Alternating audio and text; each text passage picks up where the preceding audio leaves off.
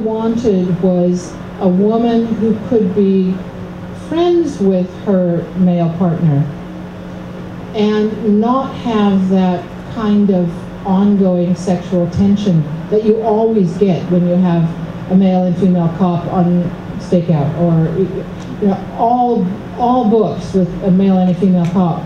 You always have these, and I wanted to avoid that. I wanted to allow them to be friends, because a friendship is a difficult thing to write about. It's much easier to write about to people who are in lust. So I think probably that was in the back of my mind. It was not a deliberate thing. It was not a decision that I thought about and thought, yeah, I think I'll do a gay character because I'm not gay and that'll really freak people out. But it was just that that's how she, you know, as it were, came out. Sorry, yeah. My husband is Canadian, so he wanted me to ask. Okay. He wanted me to ask you if there was a particular reason why you made Mary Russell Jewish. The lady who's married to the Canadian wanted to, her husband wanted to know why I made Mary Russell Jewish. Again, that's that kind of question that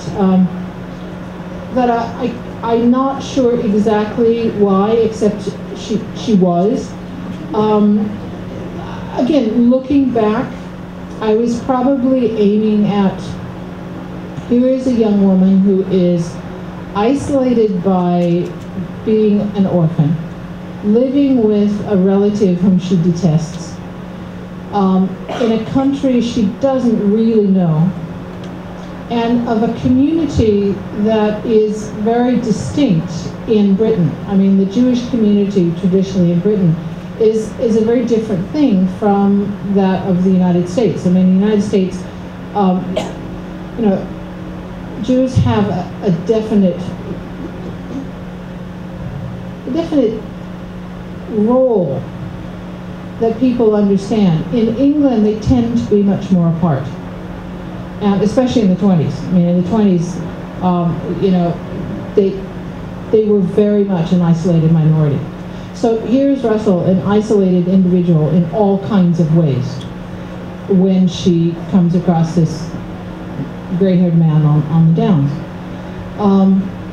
It also enabled me, and it's really quite interesting how often characters' interests reflect those of the authors.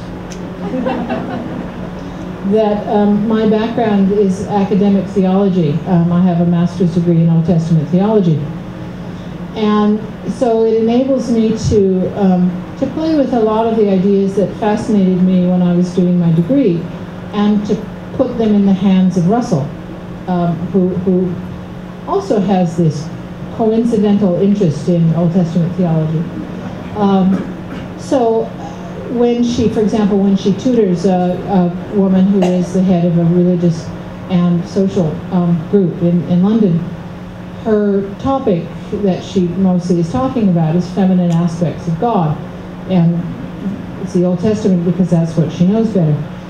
And strangely enough, that happens to be the title of my own MA thesis. So, you know, I recycle everything. So one of these days I'll have to go back to school because I'm running out of things to recycle. Yeah. When you wrote Monstrous Regiment of Women, you had all these really interesting and annoying quotes at the beginning of each chapter, and from your theology studies, I presume.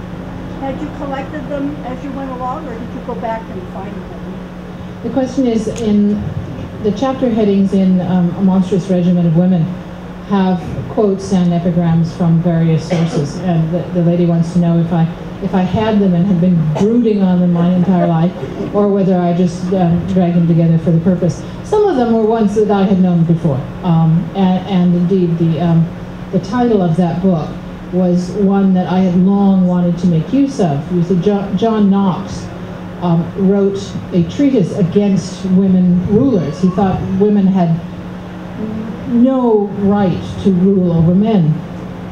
So he wrote a treatise called A First blast of the trumpet against a monstrous regiment of women. He then had to flee the country because the Queen really wasn't happy about it. And after living very quietly in France for a while, he sort of crept home and never got around to writing a second blast of the trumpet again. But the title was just so grand, I really had to make use of it, and that seemed to, regiment in this sense isn't an army thing; it's a regime. We would use the word regime, but to have this monstrous regime of women in London with a woman at their head was just more than I could resist. So. There's been a lot of stories that have been written with Holmes as a character. How do you choose which ones you allow to influence your Holmes? The question is, there's been a lot of Holmes stories, and how do I choose which one to allow to influence my stories? It's very simple. I don't read pastiches. I think the only ones that I've read at all recently have been your homeboy, Michael Chabon, because, who could not read Michael's book? And one by Mitch Cullen called A Slight Trick of the Mind, both of which deal with the very old Holmes. They happened to come out almost simultaneously, which was unfortunate, but they both dealt with Holmes, in the 40s. So in the 40s, not his 40s. But for the most part, I don't tend to read them because I really don't want to mistake my stuff with someone else's, or indeed the canonical, the Conan Doyle stuff. I will reread the canon from time to time. I dip into the stories regularly to get a sense of the pacing and the attitudes and, the original Holmes. But I tend not to read pastiches just because they will confuse me.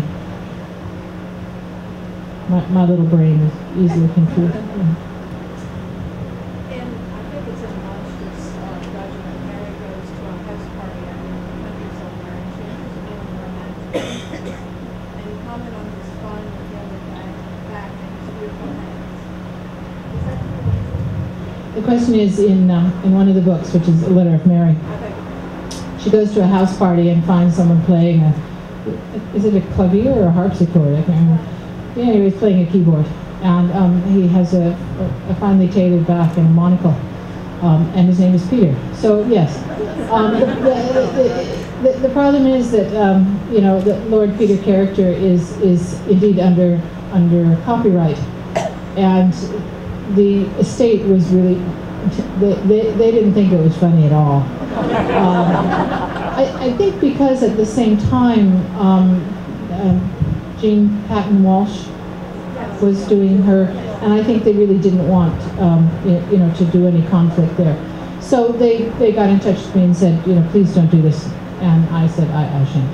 So I would love to write a Lord Peter book, but I'll have to wait until the 75th anniversary of Dorothy Sayers' death, which is quite a while. So. Well, it was a lot of fun to read that. Yes. It's. She said it was a lot of fun because she felt like she was one of the in crowd. That's one of the fun things about these books is that I can toss in references, knowing that 9 out of 10 people probably won't get them. But it doesn't matter because the story just goes on. That could have been anyone, any aristocrat who sort of knew them, who she made use of. On the other hand, if you know them, it's like somebody is nudging you in the arm, saying. And the same way, I will often toss in references to the home stories of Conan Doyle, either phrases or names or references that are completely unimportant from just a reading point of view, but it enables me to sort of, it's like waving to someone across the room. If you're a devout Sherlockian, it just impresses the hell out of people because I'm so I know the story so well.